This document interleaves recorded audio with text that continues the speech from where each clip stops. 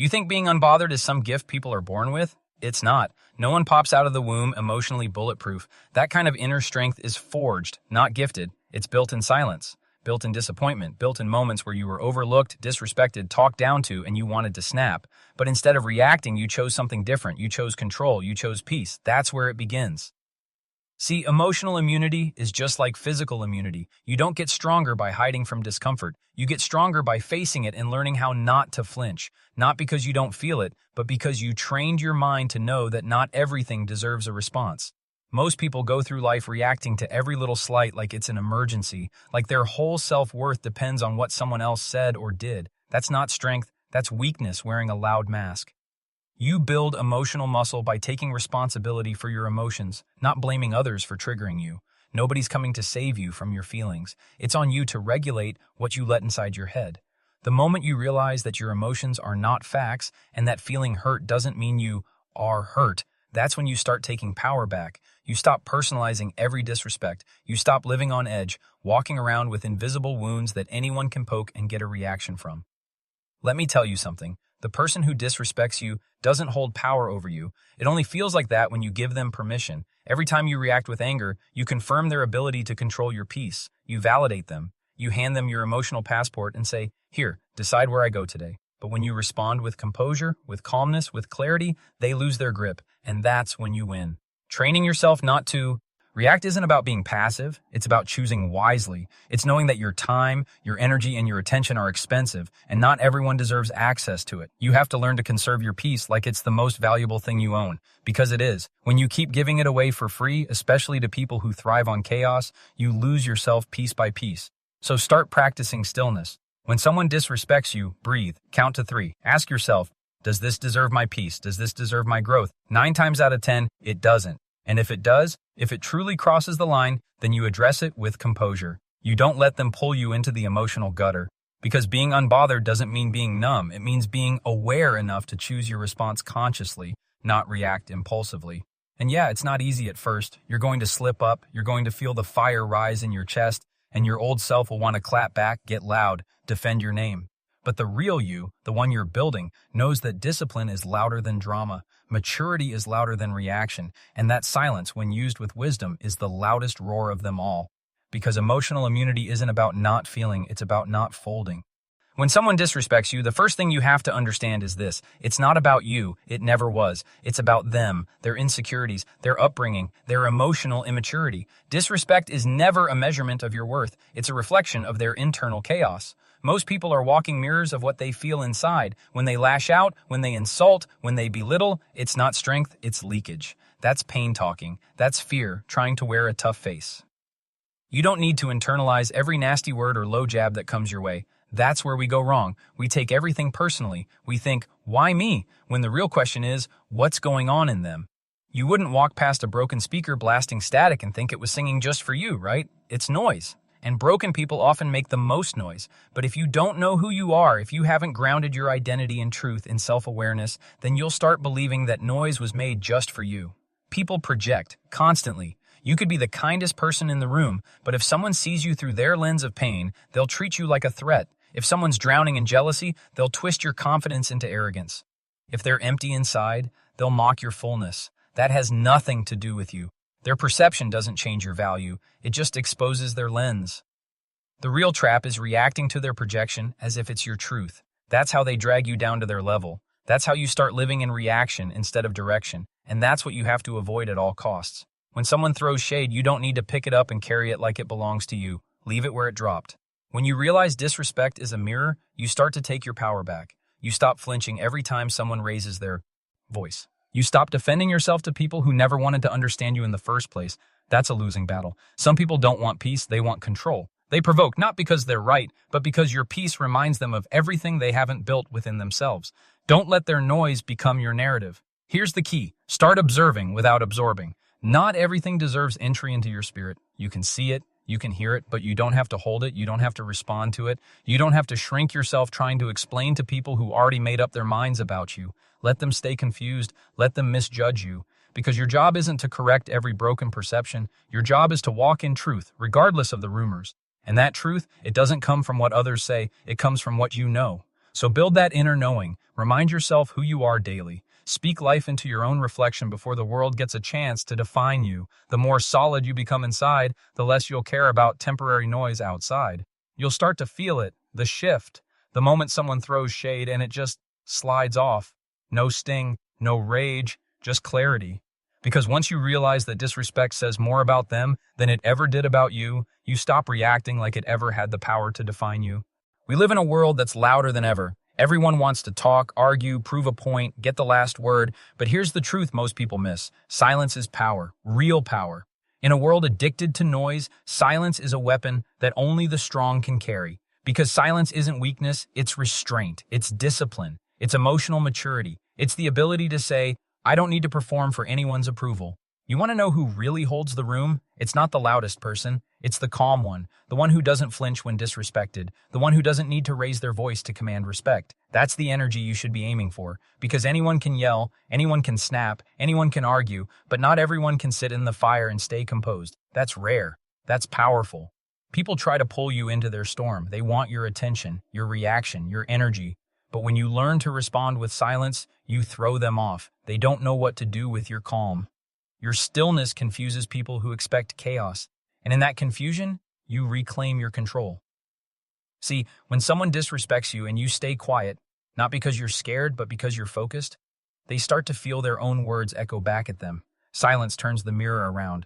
Let them sit with what they said.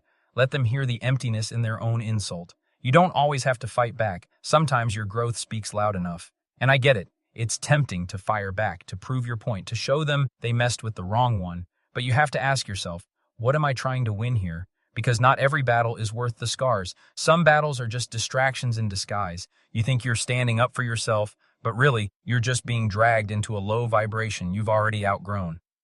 Silence is a boundary. It's a line in two. He's saying that says, I don't move unless I choose to. It tells people, you don't control my emotions, you don't get to dictate my mood. That kind of control comes from discipline, from choosing your peace over your pride, from knowing that your energy isn't free, and you don't hand it out to anyone who provokes you. The person who can stay silent under pressure is the one who's already won. Because when your silence is intentional, it speaks louder than 1,000 words. It says you know your worth. It says you've mastered the urge to react. It says you value your inner world too much to let someone disturb it just because they don't know how to handle theirs. Start practicing the pause.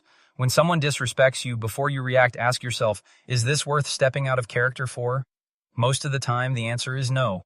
Most of the time, the real flex is being unmoved, because silence isn't empty. It's full of meaning. It's where your power lives, your clarity, your dignity. Let them wonder what you're thinking. Let them wrestle with the weight of your quiet. Because when you stop reacting to everything, you start attracting real peace. Your reaction is your responsibility. Nobody can reach inside you and press your buttons unless you hand them the remote. That's what most people don't understand. They think other people make them angry. That disrespect causes rage. That betrayal justifies chaos. But here's the truth. It's not what they did. It's how you responded. And your response, that's all on you. When someone disrespects you, your first instinct might be to explode, to prove something, to let them feel what you felt. But pause for a second. Ask yourself, what does that reaction really do for you? Does it fix anything? Or does it just hand over your peace to someone who clearly never earned it? Every time you respond without thinking, you lose a piece of your control. And in this world, control over your own mind is the highest form of strength. You can't control what people do. You can't stop someone from talking behind your back or throwing shade or trying to make you feel small. But you can control how you carry yourself through it. You can control whether you absorb their energy or protect your own. That's what separates the emotionally bulletproof from the emotionally unstable. The bulletproof person knows how to pause. They know that just because they can react doesn't mean they should. Let's get something straight. Being calm isn't weakness. Being calm is choosing not to hand over your power every time someone wants to push your buttons. It's standing in the middle of chaos and saying, I'm not going to let this define me. That's power. That's presence. That's mastery. And you build that by getting familiar with your own triggers. What sets you off? What gets under your skin? Find it, face it, don't run from it. If someone saying a few words can completely shift your mood, you've still got work to do. Because peace that depends on people behaving right isn't peace at all. It's fragile, temporary comfort. And real strength isn't about controlling others. It's about mastering yourself. People will test you. Life will test you. You'll get hit with unfair treatment, disrespect, betrayal, silence, fake love, lies, and it'll hurt. It's supposed to. That's human. But how long you let it live inside your head, how much it controls your actions, that's a choice. Don't make long-term decisions based on short-term emotions. Don't ruin your reputation for someone who couldn't care less about your dignity. Let them talk, let them doubt you, let them throw stones. Just don't let them build a home inside your mind. You want to be free? You want to live without being owned by every insult or every fake friend's opinion? Then you've got to get to a place where you can feel something and still choose your response with intention. That's emotional power. That's self-respect. It's not about pretending you don't feel. It's about honoring what you feel and still leading with wisdom. It's about saying, I'm hurt, but I'm not going to lash out. I'm angry, but I'm not going to become what they are. Because if you let them change your character, they win. If you let them make you someone you're not, you gave them too much power. So protect your response like it's gold. Hold your reaction like it costs something, because it does. Your peace, your energy, your focus, they're not free. Choose when to speak, when to walk, when to stay still. Master your response, and you master your life. Detachment isn't cold, it's not being heartless, numb, or distant. It's not pretending things don't matter. Detachment is knowing exactly what matters and choosing not to let what doesn't destroy your peace. It's seeing clearly. It's standing firm in the middle of emotional storms and saying, I'm here, but I'm not owned by this. Because when you're attached to every opinion, every outcome, every reaction, you live like a puppet, controlled by strings you don't even see.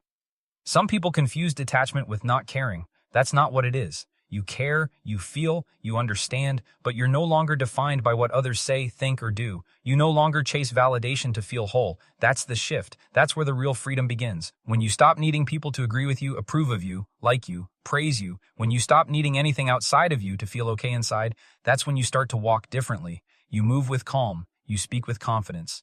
You live with purpose. We live in a world that feeds off attention, off reactions, off approval.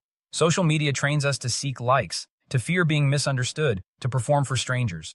But detachment breaks that cycle. It teaches you that you don't owe anyone a performance. You don't need to explain yourself to everyone. You don't need to be liked to be valuable. You don't need to be understood to be at peace. And that's power most people will never know, because they're too busy trying to be everything for everyone. When you become emotionally bulletproof, you begin to understand that the version of you people create in their minds is not your responsibility. Let them misunderstand you. Let them misjudge your silence, your distance, your boundaries. That's fine. That's their lens, not your identity. Detachment helps you release the need to correct everyone's view of you. You just live. You just breathe. You just move forward. Because proving yourself to people who never saw you clearly to begin with is a battle that drains your soul.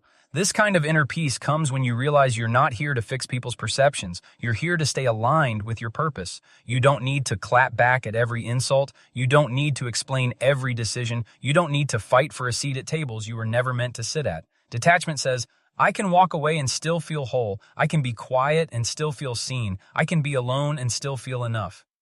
When you detach from needing things to go your way, you stop trying to control every moment. That's where trust lives. That's where emotional strength grows. You begin to say, whatever happens, I'm still good. Whether they like me or not, I'm still good. Whether I win or lose, I'm still good. Because your peace isn't rented, it's owned. And once you own it, you guard it like your life depends on it, because it does. It doesn't mean you don't feel disappointment or sadness or anger. It just means those feelings don't run your life anymore. They visit, they pass, but they don't sit in the driver's seat. You stay grounded, you stay present, you stay unshaken. That's detachment, that's control. And when you get to that level, where you no longer depend on outcomes, attention, or approval, you become untouchable, because nothing outside of you can break the peace you built inside.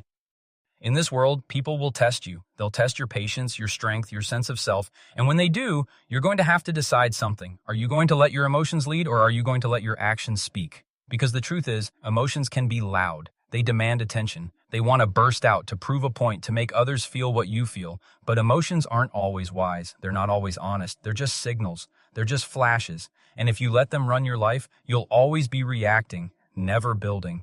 You can feel the fire, but you don't have to burn everything down with it. You can feel disrespected and still move with grace. You can be angry and still choose to elevate, because that's what strength looks like. It's not about pretending you're unfazed. It's about knowing exactly how you feel and choosing not to let it pull you out of character, choosing not to let it make you someone you're not.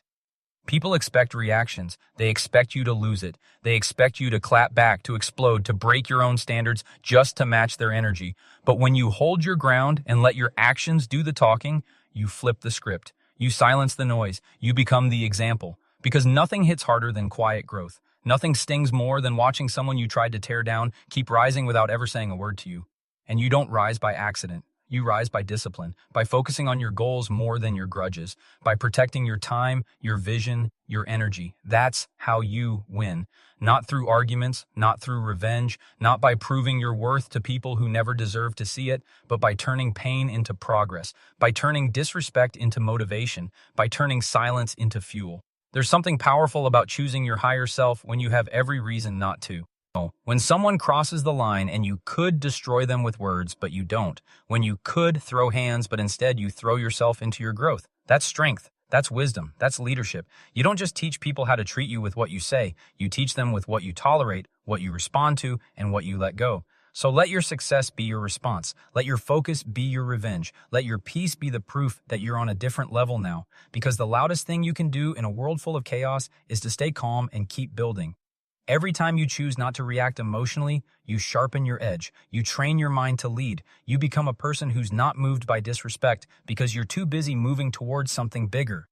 Let people doubt you. Let them talk. Let them believe you're weak because you didn't respond. That's fine. They'll understand later when they see how far you've gone while they stayed stuck in the same cycle. Let your actions rise above their words. Let your discipline speak louder than your anger ever could. Because at the end of the day, emotions come and go, but the legacy you build with your actions, that's what lasts.